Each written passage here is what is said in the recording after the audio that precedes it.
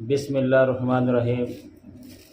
شروع اللہ کا نام لے کر جو بڑا رحیم اور نہایت رحم کرنے والا ہے۔ ایک بار پھر آپ کی خدمت میں سیرت النبی لے کے حاضر ہوا ہے۔ چلو دوستو ویڈیو کی طرف چلتے ہیں۔ اللهم صل على سيدنا محمد وعلى آل محمد كما صليت على إبراهيم وعلى آل إبراهيم إنك حميد مجيد. اللهم بارك على محمد وعلى آل محمد كما باركت على إبراهيم وعلى آل إبراهيم إنك حميد مجيد.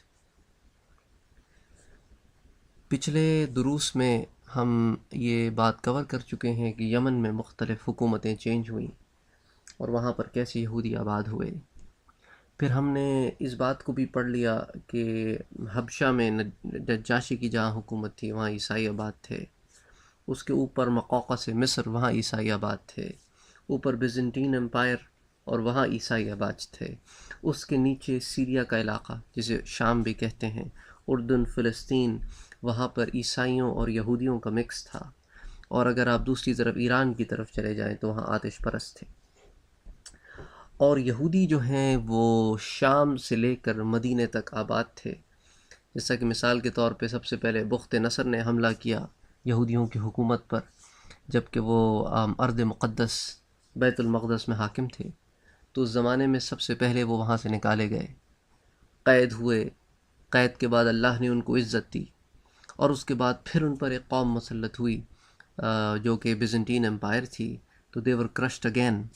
تو یہی وجہ تھی کہ یہودی پھر وہاں سے نکلنا شروع ہوئے یا نکال دیے گئے۔ اچھا، کچھ یہودی قبائل جو ہے وہ آ کے مدینے میں اس لیے آباد ہوئے تھے کیونکہ ان کی کتابوں میں یہ لکھا تھا کہ ایک نبی کا ظہور ہوگا اور وہ نبی کی پیروی کرنے والوں کو اللہ عزت دے گا، اور وہ جو نبی ہوگا اس کی ہجرت کی جگہ ہوگی یہ شہر جس کو طیبہ ان کی کتابوں میں لکھا، جو عربی تورات موجود ہے اس میں مہجرہ الطیبہ کی آیات ہے کہ جب وہ ہجرت کرے گا تو وہ طیبہ کی طرف ہجرت کرے گا۔ تو اس لیے بھی کچھ قبائل یہاں پہ آ کے آباد ہو گئے تھے۔ اور پھر یہاں مدینے سے لے کر پورا نارتھ، یعنی اگر آپ سیریا تک چلے جائیں تو وہاں پہ کئی پاکٹس تھیں یہودیوں کی، مدینے سے لے کے خیبر تک تو مسلسل پاکٹس تھیں اور اس کے بعد سکیٹرڈ پاکٹس تھیں۔ اور جیسا کہ ہم آگے پڑھیں گے کہ سیریا یعنی شام میں ارض مقدس میں بھی یہ ایک کسی حیثیت سے موجود تھے، پاکٹس کی صورت میں یا جو بھی آپ کہہ لیں۔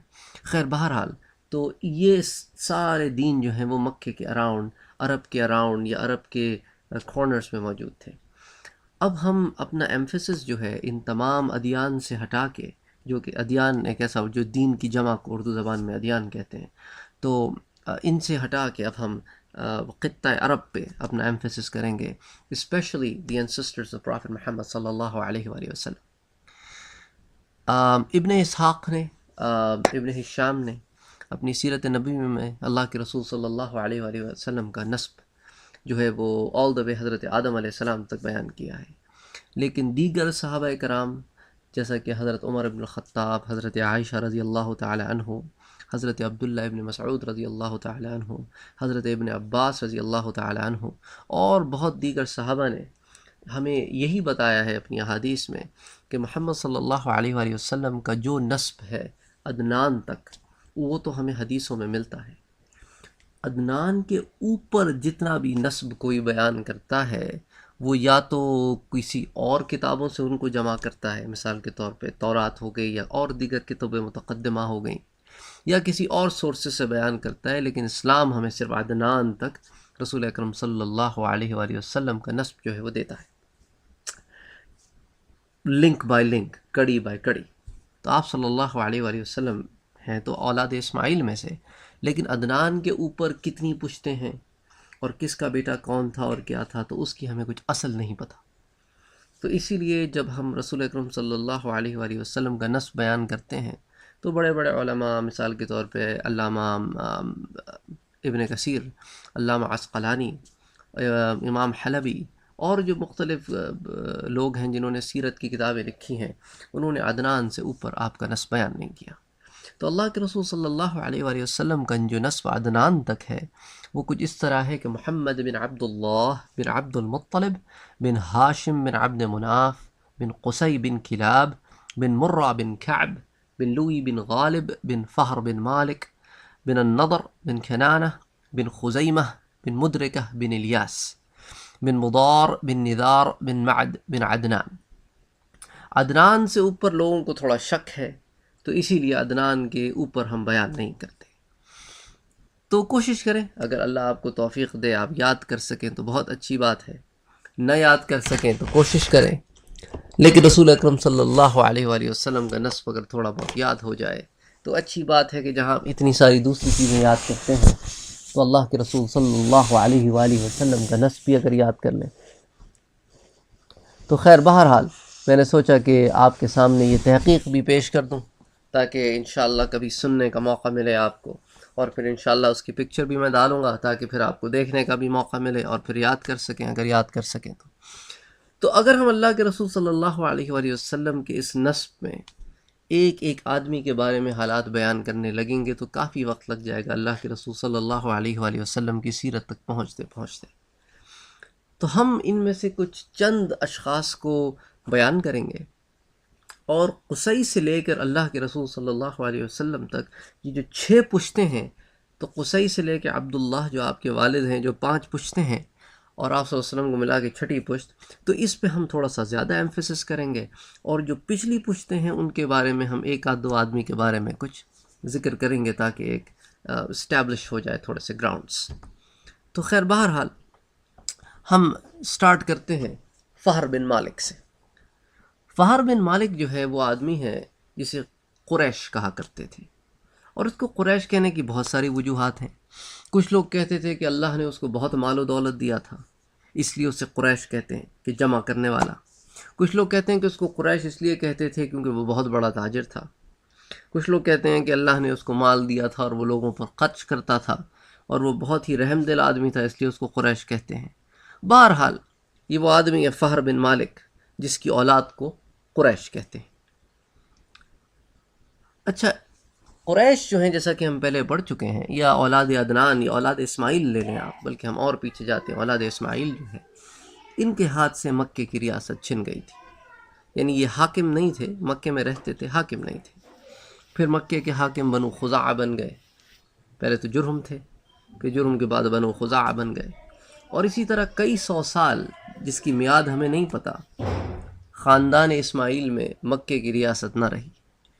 تو انہوں نے پھر عرب میں پھیلنا شروع کیا اور دین کو پھیلانا شروع کیا اور تمام عرب میں اسلام کو پھیلایا، لیکن پھر وہ وقت آیا کہ لوگ بت پرستی میں مبتلا ہو گئے، اور یہ غلاظت عامر ابن لہی جیسا کہ ہم پہلے پڑھ چکے ہیں وہ مکے میں بھی لے کے آیا۔ تو اب ہم کیا کرتے ہیں کہ ہم اللہ کے رسول صلی اللہ علیہ وآلہ وسلم کے خاندان میں اس شخص سے سٹارٹ کرتے ہیں کہ یہ وہ شخص تھا جس نے بنو خزاعہ سے دوبارہ ریاست حاصل کی، اور ایک دفعہ پھر کئی 100 سال کے بعد ریاست جو ہے یا مکے کی بادشاہت سمجھ لیں یا مکے کی رئیسیت یا سرداری سمجھ لیں، جو نام دینا چاہیں آپ، وہ اس نے واپس حاصل کی، اور اس کے بعد اللہ کے رسول صلی اللہ علیہ وآلہ وسلم تک پھر مکے کی ریاست اور بعد میں بھی قریش کے پاس ہی رہی۔ تو یہ آدمی ہے قصی ابن کلاب۔ قصی ابن کلاب، جیسا کہ میں نے آپ سے کہا کہ یہ پھر وہ پہلا آدمی ہے جس کے بعد پھر ہم تسلسل سے بیان کریں گے۔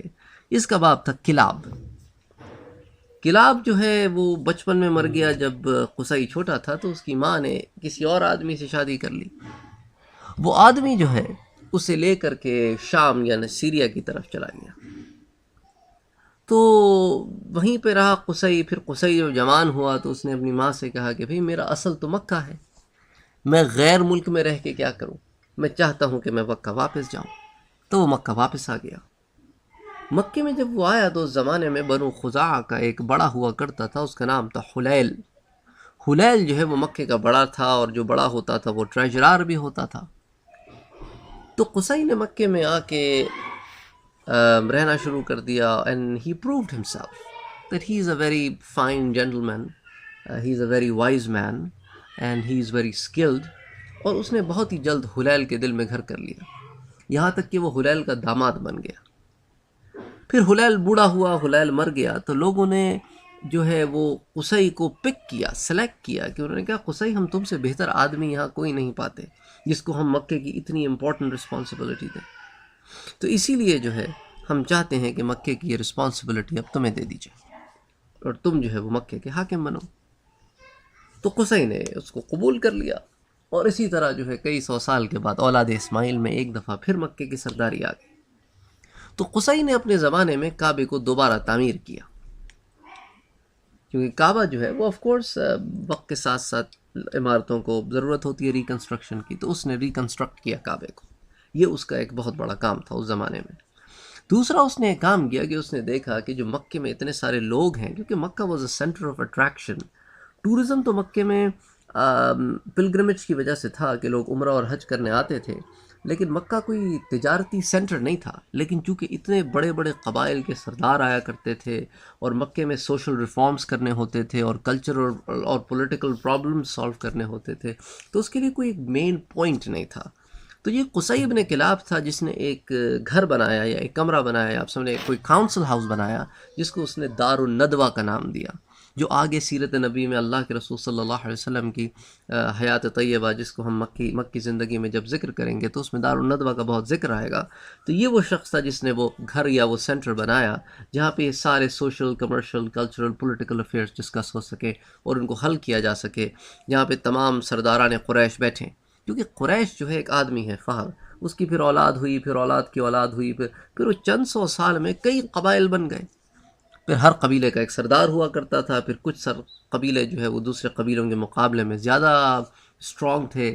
مثال کے طور پہ اللہ کے رسول صلی اللہ علیہ وسلم کا جب زمانہ آیا تو اس زمانے میں قبیلہ تھا بنی عبد الشمس، پھر ایک قبیلہ تھا بنی مخزوم، اسی طرح ایک قبیلہ تھا بنو ہاشم، پھر اسی طرح ایک قبیلہ تھا بنو سہم، پھر بنو عدی، اس طرح کئی قبائل تھے۔ تو حضرت ابو بکر بھی ایک قبیلے کے رضی اللہ تعالی عنہ، حضرت عمر، حضرت عثمان، حضرت معاویہ، حضرت علی، یہ سب کسی نہ کسی قبیلے سے تعلق رکھتے اور یہ ساری قریش کی شاخیں تھیں۔ تو اس نے دار الندوہ بنایا۔ اچھا، پھر دوسرا اس نے یہ کام کیا کہ تاکہ حجاج کرام کی بہتر خدمت ہو سکے، اس نے جو ہے نا پہلی دفعہ مکے میں ٹیکسیشن سٹارٹ کی، کہ اب جو ہے لوگوں کو ٹیکس دینا ہوگا جو مکے میں لوگ رہتے ہیں، تاکہ جو حجاج کرام آئیں ان کی ہم بہتر سے بہتر خدمت کر سکیں۔ قصی ابن کلاب کے 3 لڑکے تھے جو زیادہ تر کتابوں میں جن کا ذکر ملتا ہے۔ ایک تو تھا عبد مناف، جس سے رسول اکرم صلی اللہ علیہ وسلم ہے، ایک تھا عبد الدار، اور ایک تھا عبد العزہ۔ یہ اس کے 3 لڑکے تھے۔ جب اس کا انتقال ہوا تو اس آٹومیٹکلی اس کے بیٹوں کے پاس آیا سارا معاملہ، اور اس کا جو بڑا بیٹا تھا عبد الدار، اس کے پاس یہ آنر آیا کہ وہ اب تمام مسائل کا حل کرے، اور یہ سارے بھائی مل کر ان مسائل کو سالو کیا کرتے تھے۔ لیکن عبد مناف جو ہے ان سارے بھائیوں میں بڑا پرومیننٹ رہا، اور لوگوں نے عبد مناف کی خدمات کو بہت پسند کیا، اور یہ وہی عبد مناف ہے کہ جس کا بیٹا تھا عبد الشمس، جس سے بنو امیہ نکلے، اور جس سے حضرت ابو سفیان اور حضرت معاویہ اور حضرت عثمان رضی اللہ تعالی عنہ، یہ تمام صحابہ کرام، یہ بنو امیہ سے تعلق تھا ان کا، اور یہ عبد الشمس کی اولاد تھی۔ اور اسی طرح اس کا ایک بیٹا تھا ہاشم۔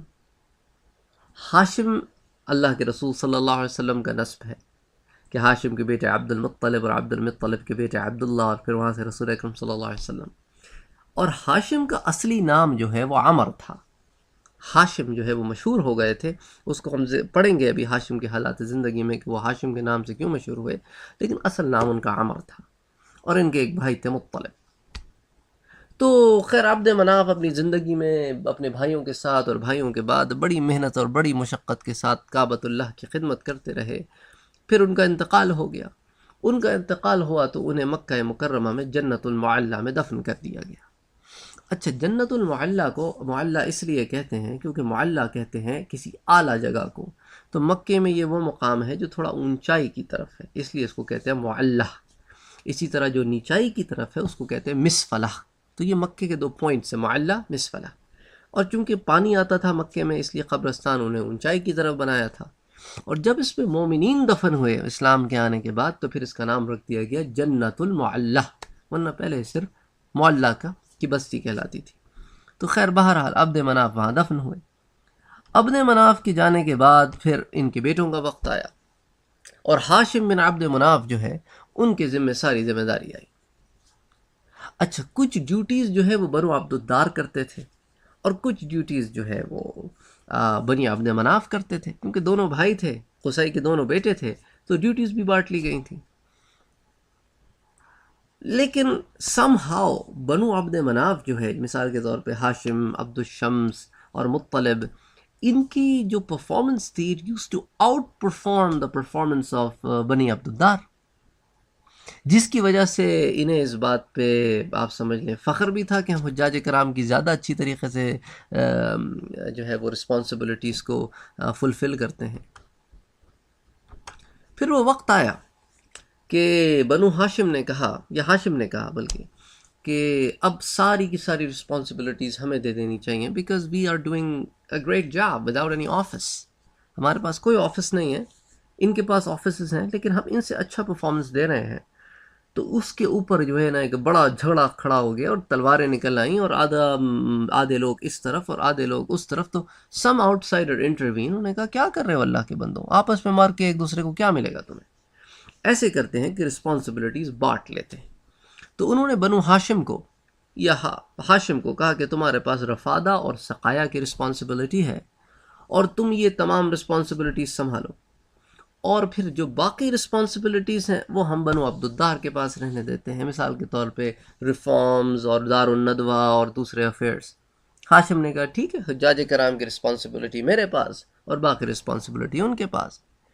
But the time proved that Hashim was right to claim the office. اور وہ وقت بہت قریب آیا کہ لوگوں نے خود ہاشم کو چن کے مکے کا سردار بنا دیا، کہ وہ ہر مکے کا ٹریجرار بھی بن گیا، اور مکہ جو ہے وہ ہاشم کے سپرد آ گیا. اچھا، ہاشم جو ہے وہ ہمیشہ کوشش کرتا کہ جو حجاج کرام آئیں ان کا خیال رکھا جائے، اور ان کے لیے کھانے پینے کا، مختلف اور چیزوں کا خیال رکھا جائے. تو اس کے لیے لوگوں نے اسے بہت پسند بھی کیا. اچھا، پھر ہاشم نے ایک اور کام یہ کیا، اس نے کہا کہ یار اب ہم آہستہ آہستہ ایک سینٹر بنتے جا رہے ہیں، ایک مرکز بنتے جا رہے ہیں، اور کیوں نہ بنے، اللہ کے رسول کا وقت بھی تو قریب آ رہا ہے نا. آپ دیکھیں نا اللہ نے کیسا انتظام کیا. پھر اولاد اسماعیل کو سرداری دے دی مکے کی، کیونکہ اس نے اپنے محبوب کو جو مبعوث کرنا تھا تو سرداروں کے گھر میں مبعوث کرنا تھا. تو خیر بہر ہاشم نے کہا کہ اب مجھے کچھ اور کام بھی کرنے چاہیے تاکہ مکے کو تھوڑا اور اسٹرینتھن کروں. تو اس نے نا کچھ ٹریڈنگ ایکٹیویٹیز کرنی شروع کیں، اور ان میں ایک سب سے بڑی ایکٹیویٹی یہ تھی، اس نے کہا کہ ہم بجائے اس کے کہ چھوٹے چھوٹے قافلے بھیجتے ہیں، ہمارے قافلے شام جاتے ہیں، واپس آتے ہیں، تھوڑا سرمایہ ہوتا ہے، تھوڑا فائدہ ہوتا ہے، یمن جاتے ہیں، تھوڑا سرمایہ ہوتا ہے، تھوڑا فائدہ، تو ہم مل کر نا بڑے بڑے قافلے بھیجتے ہیں. تو اس نے اس چیز کی فاؤنڈیشن ڈالی کہ مکے سے پھر بڑے بڑے قافلے جایا کرتے تھے. اب چونکہ بڑے قافلے جاتے تھے، مال زیادہ ہوتا تھا، پروٹیکشن ہوتی تھی، لوگ لوٹتے نہیں تھے، تو پھر فائدہ ہوتا تھا. تو اس کے بعد اس نے کیا کیا کہ مکے سے لے کے یمن تک اور ادھر مکے سے لے کے شام تک اس نے ٹریٹی سائن کی. وہ جا کے ٹرائب سے ملا، وہ جا کے بادشاہوں سے ملا، اور اس نے سب سے جا کے ٹریٹی سائن کی. اس نے کہا کہ بھئی دیکھو یہ ہمارا ٹریڈ راؤٹ ہے، ہم کعبۃ اللہ میں رہتے ہیں، ہم اللہ کے حرمت والے گھر میں رہتے ہیں، تو ہماری تمہاری یہ ٹریٹی ہے کہ جب ہمارے کیراوانز جائیں گے انہیں کوئی ٹچ نہیں کرے گا، کوئی لوٹے گا نہیں، کیونکہ ہم اللہ کے کعبے کے مجاورین ہیں، اور تم چاہتے ہو کہ اللہ تم پہ غضبناک ہو، اور اس کے علاوہ تم ہمارے کاروانوں سے، تم ہمارے ٹریڈ کیراوان سے ٹیکس بھی نہیں لوگے. اس طرح کے اس نے معاہدے یہاں سے لے کے وہاں تک کیے، اور پھر ایک مکے کو نا ایک sort of kind of trading capital بنایا. ایک تو مکہ سینٹر میں بھی تھا، تو اور پورٹ بھی قریب تھا جدے کا. تو اسی طرح جو ہے نا مکہ آہستہ آہستہ بڑا اچھا آپ سمجھ لیں کہ ایک ٹریڈنگ کیپٹل سارٹ آف بن گیا. ایک دفعہ مکے میں قحط پڑا، تو یہ ہاشم جو ہے یہ شام گیا اپنے 100 اونٹ لے کر، اور وہاں سے یہ بہت ساری آپ سمجھ لیں روٹیاں لے کے آیا، اور اس کے بعد واپس آ کے اس نے وہ 100 کے 100 جتنے اونٹ تھے نا سارے ذبح کیے، اور مفت میں اس نے سرید یعنی وہ روٹی کو چور کے سوپ میں نا وہ لوگوں کو کھلایا. اور اس کے اس امر کی وجہ سے، اس کے اس کام کی وجہ سے اس کا نام ہاشم پڑ گیا. لوگ امر نام بھول گئے اور اس کا نام ہاشم رکھ دیا. یعنی ہاشم کا مطلب ہوتا ہے روٹی چور کر کھلانے والا. تو یہ جو سرید بنا کے کھلاتا تھا لوگوں کو، اس کی وجہ سے اس کا نام ہاشم پڑ گیا. تو خیر Hashim was a very wise gentleman. اس نے مکے کو اسٹرانگ اور اسٹرینتھن کرنے کے لیے بہت کام کیے. اور اس کی اسی کاوشوں کی وجہ سے، اس کی اسی محنتوں کی وجہ سے جب اللہ کے رسول صلی اللہ علیہ وسلم کا وقت آیا تو مکہ had turned into a very organized trading place. اور اسی کو اللہ نے پھر قرآن میں ذکر کیا. بسم اللہ الرحمن الرحیم لإیلاف قریش إيلافهم رحلة الشتاء والصيف فليعبدوا رب هذا البيت الذي أطعمهم من جوع وآمنهم من خوف. تو اللہ نے ان کو بتایا کہ مکے والو تم اللہ کا شکر گزاری کیوں نہیں کرتے، اللہ کی اطاعت کیوں نہیں کرتے. یہ اللہ ہی تو ہے کہ جس نے تمہیں سردیوں کے موسم میں سیف کیراوان دیا کہ تم یمن جاؤ جو کہ تھوڑا گرم علاقہ ہے، سردی کم پڑتی ہے.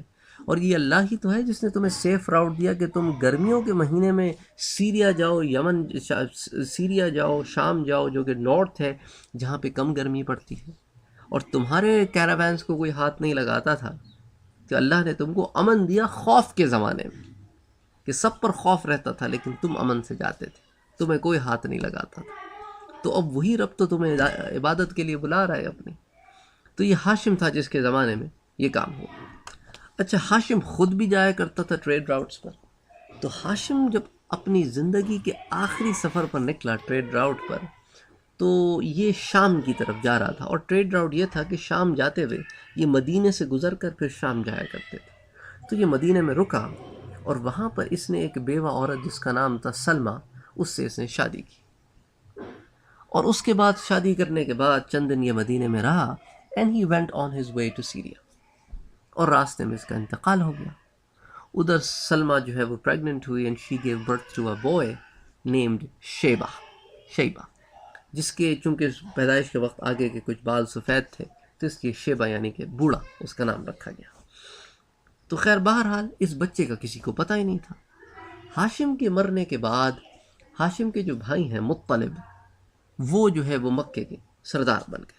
اچھا، سوال یہ پیدا ہوتا ہے کہ عبد الشمس کیوں نہیں بنے؟ وہ بھی تو ایک بھائی تھے نا، بڑے بھائی تھے. اس کی سب سے بڑی وجہ یہ تھی کہ عبد الشمس جو ہے نا وہ کثیر العیال تھے، ان کے بچے بہت تھے. تو ان کی پرورش کے لیے ان کو اکثر مکے سے باہر رہنا پڑتا تھا کہ ٹریڈ راؤٹ پہ جا رہے ہیں اور کما کے لا رہے ہیں اور اپنے اہل و عیال کی مدد کر رہے ہیں. تو he was a very busy person, اس لیے he never took the responsibility. تو responsibility automatically transferred over to مطلب اینڈ مطلب became the replacement of Hashim. تو ایک دن مطلب کے پاس ایک آدمی آیا. اس نے کہا کہ میں بنو نجار سے ہوں اور میرا نام ہے ثابت ابن منذر اور میں مکہ آیا ہوں حج کرنے کے لیے، اور میں تم سے ملنے بھی آیا ہوں. اور اس لیے آیا ہوں کیونکہ تمہارا بھائی جو ہے نا جو مر گیا ہے ہاشم، اس کا ایک بیٹا ہے شیبہ، وہ مدینے میں ہے. اور تم عجیب آدمی ہو کہ تم رہتے یہاں ہو اور تمہارے بھائی کی اولاد وہاں پل رہی ہے. مطلب کو تو بڑی حیرانی ہوئی. اس نے کہا مدینے میں ہاشم کی اولاد؟ یہ کیا کہہ رہے ہو؟ ہمیں تو اس اولاد کے بارے میں کچھ پتہ ہی نہیں ہے. تو اس نے سارا قصہ بتایا اس کو. تو مطلب نے کہا بھائی ٹھیک ہے، اگر ایسی بات ہے تو بیٹا تو پھر باپ کا جانشین ہوتا ہے، تو Sheeba deserves to be here تاکہ وہ میرے ساتھ محنت کرتا رہے اور پھر وہ وقت آئے گا تو پھر وہ رئیس بن جائے گا مکے کا. اچھا، ان میں یہ چکر اس لیے بھی ہوتا تھا کیونکہ یہ چاہتے تھے کہ اللہ نے اگر ہمیں کوئی شرف دیا ہے تو وہ شرف ہم سے کہیں دور نہ جائے. تو یہ چاہتے تھے کہ اللہ نے جب شرف دیا ہے تو دے were always looking for people جن کو وہ گرو کریں اس طرح کہ وہ پھر یہ پوزیشنز لے سکیں اور سرداری جو ہے رئیسیت ان کے خاندان میں رہے. تو یہ مدینہ آیا اور مدینہ آ کے یہ سلمہ سے ملا اور اس سے کہا کہ بھئی دیکھو تم شیبہ کو میرے حوالے کرو. اس نے کہا دیکھو شیبہ میرا ایک ہی بیٹا ہے، میں اس کو تمہارے حوالے نہیں کرتی. اس کے علاوہ وہ یہاں یاسی میں ٹھاٹ میں پلتا ہے، اور مکے میں تو تم لوگ اتنے سخی لوگ ہو کہ سب کچھ تم حجاج پہ لٹا دیتے ہو، تمہارے اپنے پلے تو کچھ بچتا نہیں. تو یہ وہاں پہ بڑی صعوبتوں اور محنتوں میں آ جائے گا، یہاں پہ بڑی لاڈ سے پل رہا ہے. تو اس نے کہا چلو ایسا کرتے ہیں کہ یہ شیبہ پہ چھوڑ دیتے ہیں. تو شیبہ سے جب پوچھا گیا تو شیبہ نے کہا نہیں، میں تو اپنے چچا کے ساتھ جانا چاہتا ہوں اپنے باپ کے شہر. تو شیبہ جو ہے وہ مکے آ گئے. اچھا، اب یہ اونٹ پر بیٹھے تھے اور مکے میں داخل ہوئے. اب لوگوں کو تھوڑی پتہ ہے کہ یہ ہاشم کا بیٹا ہے. تو لوگ سمجھے کہ اتنا خوبصورت بچہ جو ہے، اچھا اس زمانے میں جو ہے عرب خوبصورت خوبصورت غلام ڈھونڈ کر لایا کرتے تھے ایک دوسرے پہ جتانے کے لیے کہ دیکھو میرا غلام تمہارے غلام سے زیادہ خوبصورت ہے، اور میں نے تو اتنے میں خریدا ہے، اور میں نے تو اتنے میں خریدا ہے. تو یہ اس طرح کی گیدڑ پھپکیاں بھی ایک دوسرے پہ مارتے تھے. تو وہ یہی سمجھے کہ اتنا خوبصورت سا غلام مطلب کہیں سے ڈھونڈ کے لایا ہے. تو انہوں نے کہنا شروع کر دیا عبد المطلب عبد المطلب، مطلب کا غلام، مطلب کا غلام، مطلب کا غلام. تو وہ جو نام تھا نا شیبہ، وہ تو کہیں گم ہو کے رہ گیا، اور اس طرح ان کا نام عبد المطلب پڑ گیا، حالانکہ نام ان کا شیبہ تھا.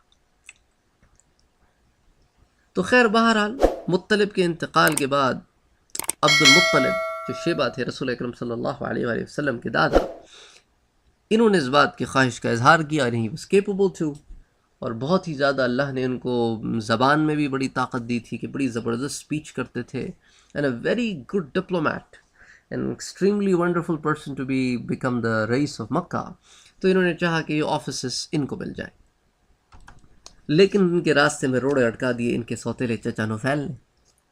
اس نے کہا نہیں عبد المطلب تمہیں تو نہیں مل سکتا، حق تو میرا ہے. and he was totally incapable. تو عبد المطلب نے اپنے ماموں سے کانٹیکٹ کیا، اور ان کے ماموں جو ہیں وہ 80 گھڑ سوار لے کے آئے، اور انہوں نے ان کو کیمپ آؤٹ کیا مکے کے باہر، اور مکے میں داخل ہوئے اور دار الندوہ میں آ کے نفیل سے ملے اور کہنے لگے نفیل کیا تم چاہتے ہو کہ ہماری تلوار تمہارے خون سے لال نہ ہو؟ نفیل نے کہا کیا مطلب؟ کہتے ہیں I am camped outside. اس زمانے میں 80 گھڑ سوار مسلح بڑی بات ہوتی تھی. تو نفیل تو ڈر گیا. اس نے کہا اچھا تم غصہ نہ کرو، چاہتے کیا؟ اس نے کہا بھئی دیکھو جو ہاشم کا رائٹ ہے وہ عبد المطلب کو ملنا چاہیے، تو بہتر ہے کہ تم یہ سرداری عبد المطلب کو دے دو. اس نے کہا بھئی ٹھیک ہے، تم ناراض نہ ہو، میں عبد المطلب کو یہ سرداری دے دیتا ہوں. تو یوں عبد المطلب کو اس نے سارے آفیسز جو اس نے اپنے قبضے میں لے لیے تھے وہ عبد المطلب کو دے دی. پھر عبد المطلب کہتے ہیں کہ ایک دن میں کعبۃ اللہ میں سویا ہوا تھا کہ میں نے خواب دیکھا کہ ایک بندہ میرے پاس آتا ہے اور مجھ سے کہتا ہے کہ اغفر طیبہ، طیبہ کو کھودو. کچھ بتاتا بھی نہیں اور چلا جاتا ہے. میں بڑا پریشان ہوا، میں کہا اللہ کے بندے طیبہ کو کھودو، طیبہ کیا ہے؟ پھر کہتے ہیں ایک رات گزر گئی تو اگلے دن پھر آیا، کہتا ہے اغفر برہ کو کھودو. میں کہا برہ کیا ہے؟ پھر تیسری رات آیا، پھر کہنے لگا اغفر مضمونہ کو کھودو. میں نے کہا اللہ کے بندے مضمونہ کیا ہے؟ کچھ نہیں بتایا، چلا گیا. چوتھی رات پھر آیا، کہنے لگا اغفر زمزم کو کھودو. تو میں نے کہا اچھا تو یہ سارے نام زمزم کے نام تھے. اچھا جیسا ہم پہلے پڑھ چکے ہیں کہ 500 سال پہلے جب یہاں سے بنو جرہم نکلے اور بنو خزاعہ آئے، تو اس زمانے میں بنو جرہم جو اللہ کے دین سے دور ہو گئے تھے، عذاب میں اللہ نے زمزم کو خشک کر دیا تھا. تو وہ اس کے اندر ساری اپنی بلانگنگز رکھ کے نا اس کو اوپر سے بند کر کے چلے گئے تھے. تو اس لیے جو بنو خزاعہ بعد میں آئے تو no one paid any attention to, بھئی زمزم کوئی چیز تھی، اور 500 سال گزر گئے، نام وام بھولا گیا، کسی کو تو یہ بھی نہیں پتا تھا کہ یہاں زمزم تھا. تو اسی لیے زمزم جو ہے وہ was not available. And then Abdul Muttalib came to know کہ یہ سارے نام زمزم کے ہی ہیں، اور اس زمانے میں عربوں کا یہ رواج ہوا کرتا تھا کہ اگر کسی چیز سے ان کو بہت محبت ہوتی تھی تو اس کو کئی نام دیتے تھے. تو اس کے بعد اس شخص نے عبد المطلب سے کہا، عبد المطلب نے اس سے پوچھا اچھا میں زمزم کو ڈھونڈوں کیسے؟ تو اس نے ان کو کچھ نشانیاں بتائیں. اس نے کہا کہ بین فرس و دمن، یعنی ایک طرف تو تم دیکھو کہ غلاظت پڑی ہوئی ہے، اور ایک طرف تم دیکھو کہ خون پڑا ہوا ہے. عند الغراب الاحسم، اور ایک وہاں پر کالا کوا ہوگا جس کے تھوڑا سا حصہ سفید ہوگا اور باقی کالا ہوگا، وہ زمین پر ایسے چونچ مار رہا ہوگا جیسے کچھ کھودنے کے لیے مارتا ہے نا. اور عند القریۃ النملہ، اور وہاں پر ایک چونٹیوں کی بستی بھی ہوگی. اور وہ یہ کہہ کے چلا گیا. عبد المطلب کہتے ہیں کہ پھر میں نے ڈھونڈنی شروع کی نشانی، لیکن پورے مکے کو میں نے چھان مارا، مجھے کہیں یہ نشانی نہیں ملتی. اور میں بڑا پریشان ہوا، اور میں آ کے کعبۃ اللہ کے قریب جو ہے حبل کے پاس بیٹھا ہوا تھا کہ میں نے دیکھا کہ ایک آدمی آیا ہے، اس نے اپنا بکرا ذبح کیا یا اونٹ ذبح کیا، جو بھی جانور ذبح کیا، اور جیسے جانور پھڑپھڑا کے تھوڑا آگے جا کے گرتا ہے نا، تو وہ تھوڑا پھڑپھڑا کے آگے جا کے گرا.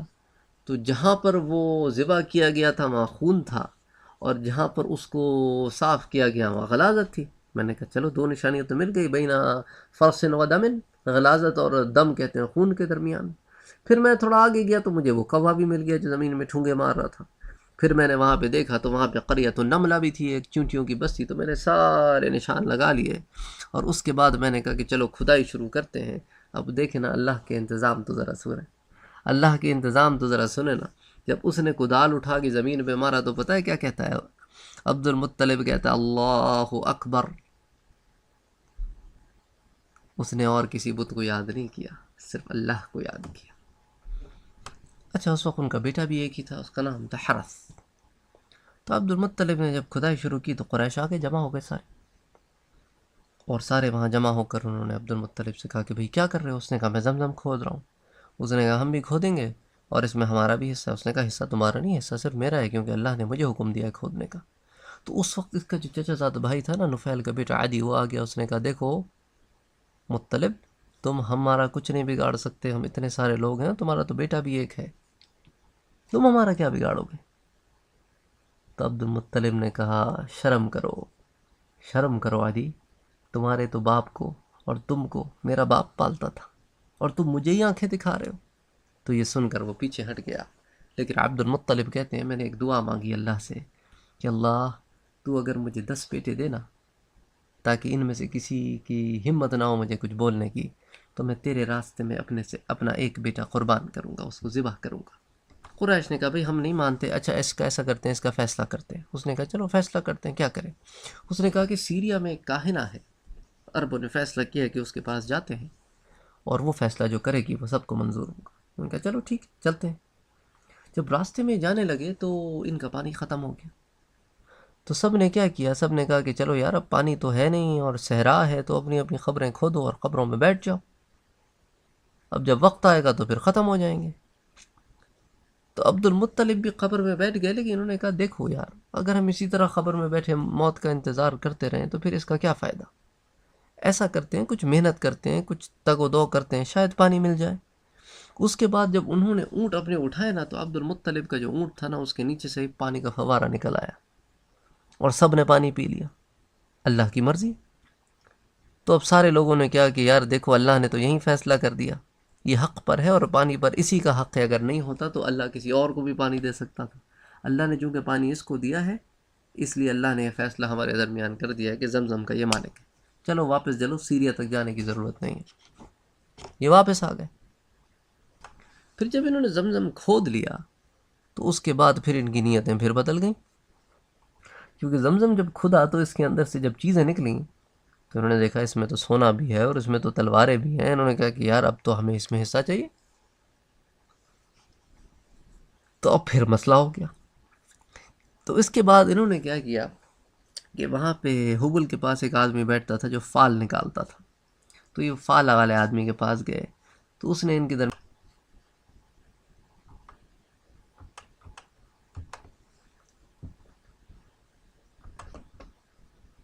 پھر عبد المطلب نے ایک کام یہ کیا کہ عبد المطلب نے زمزم کی جو کھدائی تھی اس سے پانی نکلا تو اس نے بالکل باہر نہ ایک پونڈ سا بنایا. اس پونڈ میں اس نے زمزم نکال کے اپنے بیٹے کی مدد سے اس میں ڈال دیا کرتا اور پھر لوگ وہاں سے لیتے. جب وہ خالی ہو جاتا تو اس پونڈ کو پھر فل کر دیتا. تو قریش کو اس سے بغض ہوا کہ یار اس طرح تو عبد المطلب ایسے ہی بس ہیرو بنا جا رہا ہے لوگوں کی آنکھوں میں. تو انہوں نے آ کے نا وہ رات جب وہ بنا کے جاتے نا تو وہ آ کے اس پونڈ کو تھوڑا سا ڈسٹروائے کر دیتے، اس کی اونٹیں اکھاڑ دیتے، اس میں سے پانی نکل جاتا ہے ان سے. تو اس کے بعد جو ہے وہ اگلے دن عبد المطلب آ کے اپنے بیٹے کے ساتھ اس کی مرمت کرتا. اچھا پھر ان کا بس نہ چلا تو انہوں نے اس میں آ کے نہانا وانا شروع کر دیا، اس پانی کو گندا کر دیتے کہ کوئی پی نہ سکے. تو عبد المطلب نے خواب دیکھا جس میں ایک شخص آیا، اس نے ان سے کہا کہ قریش سے کہو کہ آج کے بعد اس پانی کی بے حرمتی تم پر حرام ہے، اگر اس کو پینے کے علاوہ کسی اور چیز کے لیے استعمال کرو گے تو پھر تم خود ذمہ دار ہو کانسیکوینسز کے. جب اگلے دن عبد المطلب صبح اٹھے تو انہوں نے جو ہے یہ سارے لوگوں کے سامنے اعلان کر دیا کہ مجھے اللہ نے خواب میں یہ حکم دیا ہے. لیکن قریش پھر بھی باز نہ آئے. تو ہوا یہ کہ ایک شخص اترا اس میں اسی نیت سے کہ میں اس میں نہاؤں گا تو یہ پانی گندا ہو جائے گا، اب کوئی پیے گا نہیں تو ان کو پھر سارا پانی نکال کے نیا پانی بھرنا پڑے گا. تو جب وہ اندر سے ہو کے نکل آنا تو اللہ نے اس کے اسکن پر ایک ڈیزیز ڈال دی. اس کی وجہ سے پھر سارے قریش جو ہے وہ سنبھل گئے کہ نہیں بھائی یہ بات ٹھیک کر رہا ہے، اللہ نے اس کو حکم دیا ہے تو اس کام سے باز آئے۔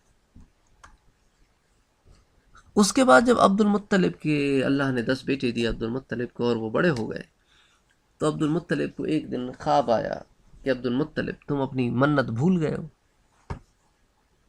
تو عبد المطلب اٹھے اور انہوں نے نا ایک بھیڑ ذبح کر دی۔ پھر خواب آیا اگلے دن، انہوں نے کہا عبد المطلب لگتا ہے تم اپنی منت بھول گئے ہو۔ عبد المطلب اٹھے اگلے دن اور انہوں نے گائے ذبح کر دی۔ اگلے دن پھر خواب آیا کہ عبد المطلب اس سے بھی زیادہ اچھی چیز، تو انہوں نے اونٹ ذبح کر دیا۔ پھر خواب آیا اس سے بھی زیادہ اچھی چیز، اب وہ بڑے پریشان ہوئے۔ پھر انہیں یاد دلایا اس شخص نے جو خواب میں آیا کہ تم نے ایک منت مانگی تھی اس طرح اس طرح اس طرح۔ تو عبد المطلب اگلے دن انہوں نے اپنے سارے بیٹوں کو جمع کیا اور کہا کہ دیکھو میں نے اس طرح کی منت مانگی تھی اور اب تو مجھے منت پوری کرنی ہے۔ تو بیٹوں نے کہا ٹھیک جیسی آپ کی مرضی۔ تو اس کے بعد وہ فال والے کے پاس گئے، انہوں نے ہر بیٹے کا ایک تیر فال والے کو دیا اور کہا کہ اب تم فال نکالو، جس کا نام نکلے گا اس کو ہم ذبح کر دیں گے اللہ کے نام پہ۔ اور عبد المطلب کہتے ہیں میں چاہتا تھا کسی کا بھی نام نکل جائے لیکن عبداللہ کا نہ نکلے، کیونکہ ان کو وہ بہت محبوب تھا۔ لیکن خدا کی قدرت، جب تیر ڈالا گیا اور نکالا گیا تو عبداللہ کا نام نکلے۔ اب یہ بڑے پریشان ہوئے کہ یار اب تو عبداللہ کو ذبح کرنا پڑے گا۔ تو انہوں نے کہا ایسا کرو کہ پھر ڈالو، پھر ڈالا، پھر عبداللہ کا نام نکل آیا۔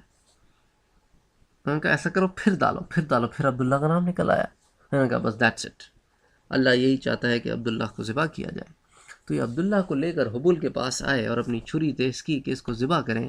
حضرت عباس کہتے ہیں کہ مجھ سے رہا نہ گیا، آخر بھائی ہے میرا، میں گیا اور میں نے نا عبداللہ بالکل چھری اس کے گردن پہ رکھنے ہی والے تھے، میں نے عبداللہ کو نیچے سے کھینچا تو عبد المطلب نے بھی ادھر سے کھینچا، میں نے عبداللہ کو ادھر سے کھینچا، تو اس چھینا جھپٹی میں عبداللہ جو ہے اس کے چہرے پہ چھری لگی، 2-3 جگہ پہ خراشیں آئیں، اور مرتے دم تک، کیونکہ چہرے پہ لگے ہوئے نشان جاتے نہیں، تو مرتے دم تک ان کے چہرے پہ وہ نشانات موجود تھے۔ لیکن عباس کہتے ہیں میں نے کسی طرح چھڑا لیا انہیں، اور قریش بھی بھاگے آئے۔ انہوں نے کہا عبد المطلب دماغ خراب ہو گیا، کیا کر رہے ہو تم؟ وہ ایک منت کے پیچھے اپنے بیٹے کو مارتا ہے۔ اس نے کہا پھر میں کیا کروں؟ انہوں نے کہا اچھا ایسے کرتے ہیں کہ ایک کاہنہ رہتی ہے اس کے پاس چلتے ہیں، وہ قیافہ شناس بھی ہے، تو وہاں چلتے ہیں، پھر وہ دیکھے وہ جو فیصلہ کرے۔ اور وہ کاہنہ خیبر کی تھی، تو انہوں نے کہا چلو ٹھیک ہے چلتے ہیں، اس سے بات کرتے ہیں، وہ جو فیصلہ کرے۔ تو پھر یہ اس کاہنہ کے پاس آئے اور اس کاہنہ نے ان سے کہا کہ اچھا اگر تمہارے پاس کوئی کسی کو مار دے، قتل کر دے، تو اس کی دیت کتنی دیتے ہو، اس کا خون بہا کتنا دیتے ہو؟ انہوں نے کہا 10 اونٹ۔ تو اس نے کہا اچھا ایسے کرو کہ تم واپس جاؤ کاہن کے پاس، اور کاہن کے اپنے فائل نکالنے والے آدمی کے پاس واپس جاؤ، اور ایک تیر پر تم 10 اونٹ لکھو اور ایک تیر پر عبداللہ کا نام لکھو، اور اس وقت تک فال نکالتے رہو جب تک اونٹوں کا نام نہ آ جائے، اور ہر دفعہ جب عبداللہ کا نام نکلے تو اونٹوں کی کوانٹٹی بڑھا دو۔ میں نے کہا چلو ٹھیک ہے، اگر پہلی دفعہ اونٹ نکل آئے تو 10، اگر دوسری دفعہ میں نکلے تو 20۔ تو اس طرح وہ واپس آئے اور انہوں نے فال نکالنا شروع کیا، اور یہاں تک کہ جب اونٹوں کی تعداد 100 پر پہنچ گئی تب عبداللہ کے بجائے اونٹوں کا تیر نکلا، اور پھر اونٹ ذبح کیے گئے 100، اور اللہ نے عبداللہ کو چھوڑ دیا۔ تو اسی وجہ سے اللہ کے رسول صلی اللہ علیہ وآلہ وسلم کہتے تھے کہ انا ابن الذبیحین، میں 2 ذبیحوں کا بیٹا ہوں، ایک تو میرا دادا اسماعیل وہ ذبیح، اور ایک میرا اپنا سگا باپ وہ ذبیح، اور اللہ نے دونوں کو بچا لیا، اللہ نے دونوں کی جگہ کچھ قربانی لے کر دونوں کو بچا لیا۔ تو خیر بہرحال اس طرح جو ہے وہ حضرت عبداللہ کی بچت ہوئی، کیونکہ اللہ کے رسول صلی اللہ علیہ وسلم کی بعثت بھی تو ہونی تھی۔ تو یہ وہ چند حالات تھے جو میں نے سوچا کہ اللہ کے رسول صلی اللہ علیہ وآلہ وسلم کے انسسٹرز کے بارے میں ہم تھوڑا سا ذکر کر لیں، تاکہ ہمیں یہ بات سمجھ میں آ جائے کہ یہاں پر اللہ کے رسول صلی اللہ علیہ وسلم کے آباء و اجداد کے پاس مکے کی ریاست واپس کیسے آئی، اور ان کی کیا کیا خدمات تھیں۔ ویسے تو کتابوں میں اور بھی بہت ساری باتیں لکھی ہیں، لیکن چند مختصر باتیں میں نے یہاں عرض کر دی ہیں، تاکہ پھر آئندہ دروس میں ہم مذاہب عربین پیننسولا کو ریپ اپ کر کے پھر اللہ کے رسول صلی اللہ علیہ وآلہ وسلم کی ولادت سے قبل جو واقعات پیش آئے اور آپ صلی اللہ علیہ وآلہ وسلم کے والدین کی جو شادی ہوئی اور کیسے ہوئی اور وہ تمام چیزیں جن کے بارے میں اللہ کے رسول صلی اللہ علیہ وسلم کے آنے سے پہلے ظہور پذیر ہوئیں اور ہر طرف چرچا ہونے لگا، تو ان چیزوں کو پھر ہم ذکر کریں گے تاکہ پھر ایونچولی اللہ کے رسول صلی اللہ علیہ وسلم کی ولادت مبارکہ کی طرف آئے۔ وما علینا الا البلاغ۔ اللہم صلی علی سیدنا محمد۔